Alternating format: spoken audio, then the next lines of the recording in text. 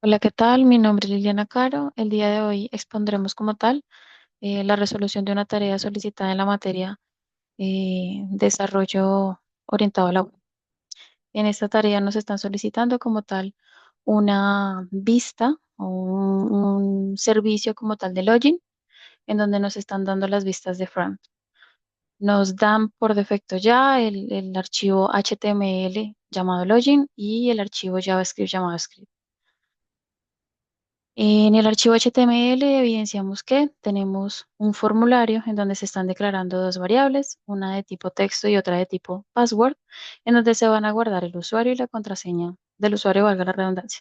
Además de esto va a haber un botón de tipo submit y por último vamos a tener un mensaje, un ID mensaje en donde se va a almacenar una información ya solicitada aquí en el archivo JavaScript.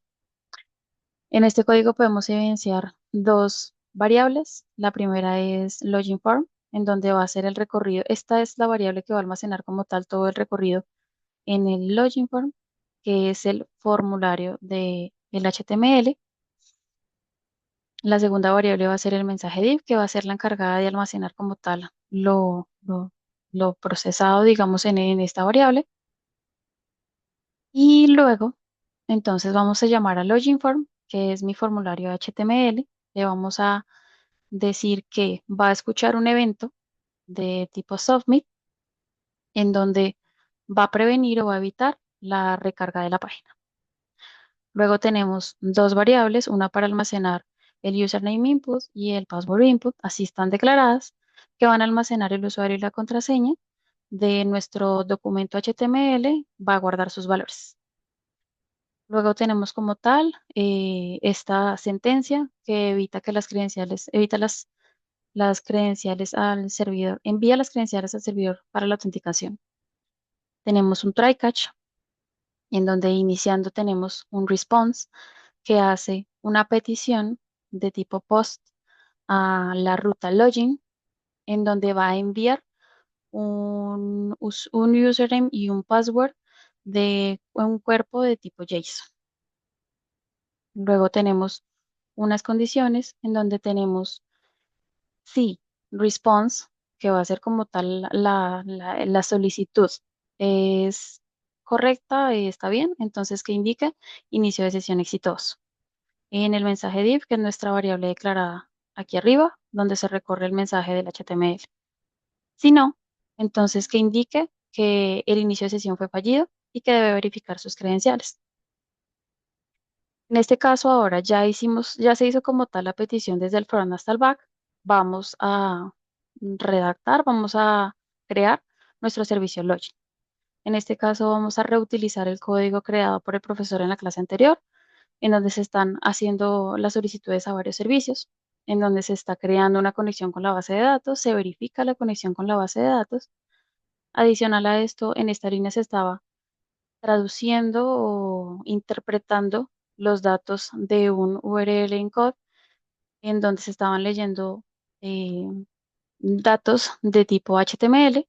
Sin embargo, en este caso, en el script JavaScript, nos está enviando un archivo tipo JSON. Entonces, debido a esto, se creó como tal, se redactó esta línea para que fuera nuestro intérprete en el middleware. Esto se deja exactamente igual, en donde se está declarando una carpeta estática en public, donde se van a almacenar todos los datos estáticos en public. Luego, generamos como tal, en el ejercicio del profesor se colocó como predeterminado que en la raíz eh, de mi localhost iba a direccionar directamente a formulario. Sin embargo, ahora lo que necesitamos es que el usuario vea directamente el login, por eso se deja predeterminado. Luego, evidenciamos como tal las sentencias del servicio login.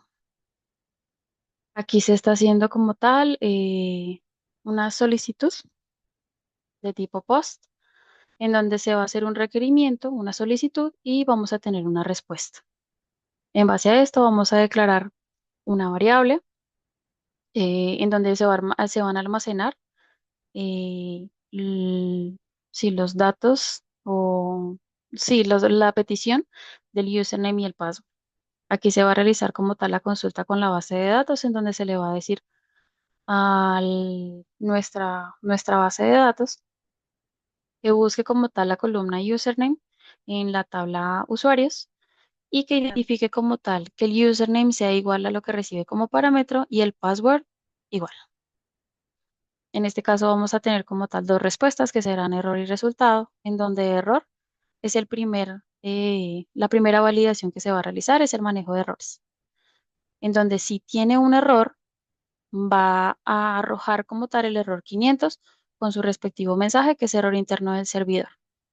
Si no, entonces va a validar si el usuario existe.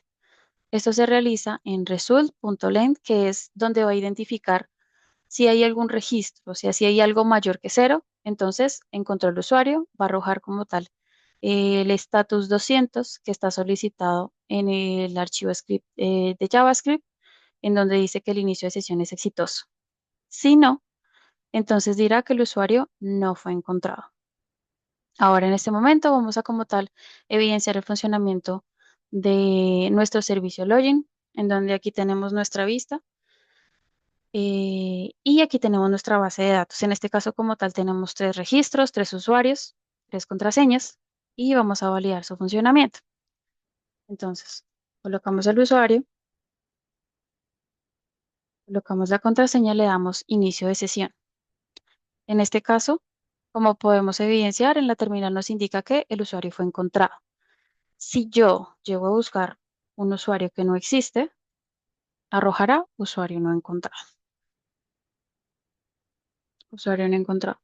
Y adicional a esto, indicará como tal en el mensaje, en el apartado del mensaje del div del HTML, que el inicio de sesión fue fallido y debe verificar sus credenciales. Muchas gracias.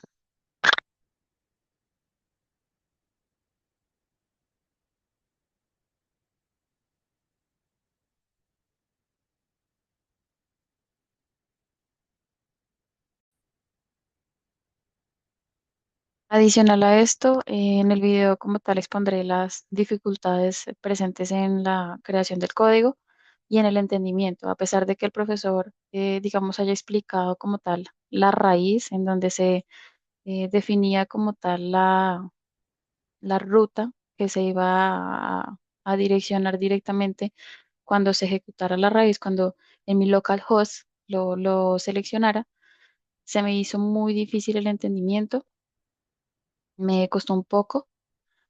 Adicional a esto, las consultas en la base de datos, eh, creo que es un tema a repasar. Se me hizo complejo el entender los signos de interrogación y las sentencias de cómo realizar las búsquedas en las bases de datos.